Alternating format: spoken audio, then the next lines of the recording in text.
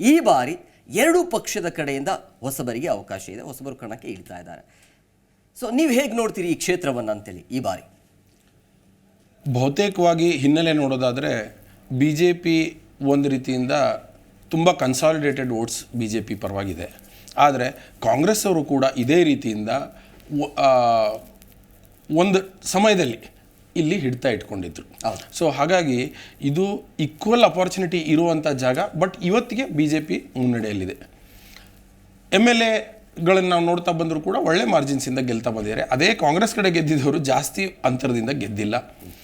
ಮತ್ತು ಅಲ್ಲಿ ಬೇರೆ ಒಂದಿಷ್ಟು ಥರ್ಡ್ ಕ್ಯಾಂಡಿಡೇಟ್ಸದ್ದು ಒಂದಿಷ್ಟು ವೋಟ್ಸ್ ತೊಗೊಂಡು ಹೋಗಿರುವಂಥ ಸಂಭಾವನೆ ಇರುತ್ತೆ. ಬಟ್ MP ಯಲ್ಲಿ ಏನಾಗುತ್ತೆ ಅಂದರೆ ಒಂದಿಷ್ಟು ಕನ್ಸಾಲಿಡೇಷನ್ ಸಾಧ್ಯತೆ ಇದೆ.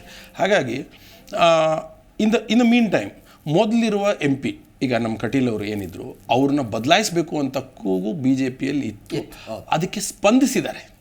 ಹಾಗಾಗಿ ಒಂದು ರೀತಿಯಿಂದ ಹೊಸ ಮುಖವನ್ನು ತಗೊಂಡು ಒಬ್ಬ ಯಂಗ್ಸ್ಟರ್ಸನ್ನು ಕರ್ಕೊಂಡು ಹೋಗುವಂಥ ಒಂದು ಇದರಲ್ಲಿ ಅಲ್ಲಿಯ ಕಾರ್ಯಕರ್ತರು ಕೆಲಸ ಮಾಡ್ತಾರೆ ಮತ್ತು ಅವರಿಗೆ ಒಂದು ಎಡ್ಜ್ ಇರುತ್ತೆ.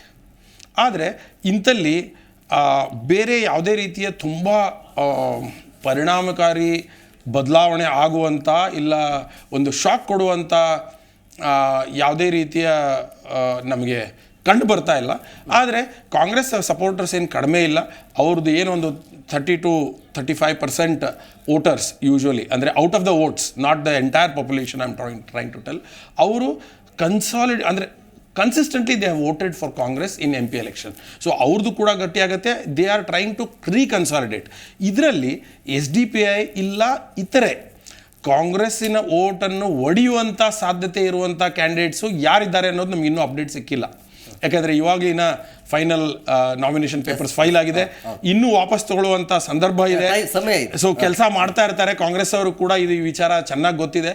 ಸೊ ಹಾಗಾಗಿ whether third candidate will eat away the Congress vote ಅನ್ನುವಂಥ ಪ್ರಶ್ನೆ ಇದೆಯಲ್ಲ, this is a very influentiable factor as far as this MP this one is concerned.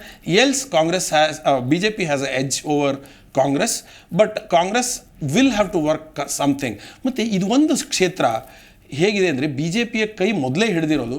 ಇಲ್ಲಿಂದ ಪಾಠ ಕಲಿಯುವಂಥ ಬೇಕಾದಷ್ಟು ಸಂದರ್ಭಗಳು ಇದ್ದರೂ ಕೂಡ ಕಾಂಗ್ರೆಸ್ನವರು ಇಲ್ಲಿ ಏನು ಬದಲಾವಣೆ ಮಾಡ್ಕೊಳ್ಬೇಕಿತ್ತು, ಯಾವ ರೀತಿಯಿಂದ ಲೀಡರ್ಶಿಪ್ಪನ್ನು ಕೊಡಬೇಕಿತ್ತು, ಅದನ್ನು ಕೊಡಲಾರ್ದೇ ಆದರು.